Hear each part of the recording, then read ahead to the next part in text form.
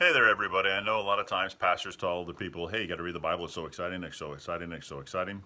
Sometimes, though, it's difficult to get out and to see what pastors are seeing in the Bible when they're reading it, which is why we say it's so exciting. So I just wanted to share you a little bit of a glimpse. Earlier today, I had a little bit of time, so I read all 13 chapters of the book of Hebrews. And a really cool thing in that whole book is that we are not under the Old Testament law. We're under this covenant, this diatheke with Jesus, which is to love God and to love the people around us. And there's a ton of great stuff in the book of Hebrews. But something I wanted to show that oftentimes we miss is the excitement of the gifts of God. And so the text I wanted to touch down on with you today is from Hebrews chapter 12.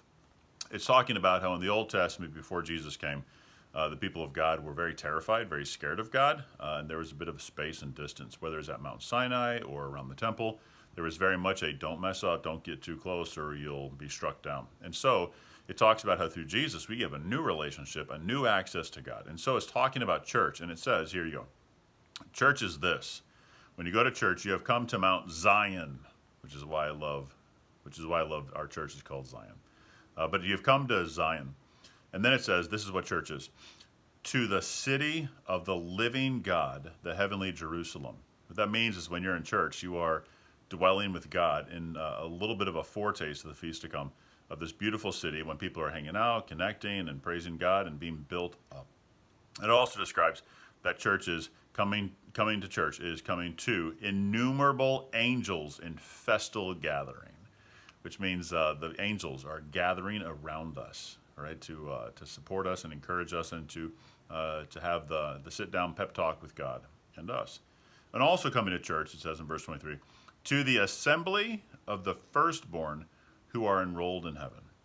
So when you come to church, you're coming to be around the people who are pointed to and thinking about God to pray for you and to care for you. And then it also says when you're coming to church, you're coming to God, the judge of all. And hanging out with God is always a good thing, especially because the world oftentimes feels godless and points in a different direction. And that coming to church is coming to the spirits of the righteous made perfect or complete or whole. And that completeness meets us too. So we come to church to be made complete. And then verse 24, and coming to church is coming to Jesus, the mediator of a new covenant.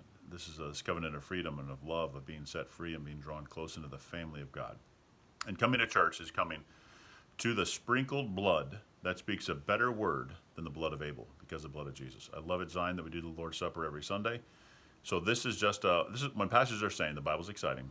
This is what it is. So I invite you to church, or whether you come to Zion or somewhere else, I invite you to church because there are so many gifts ready for you.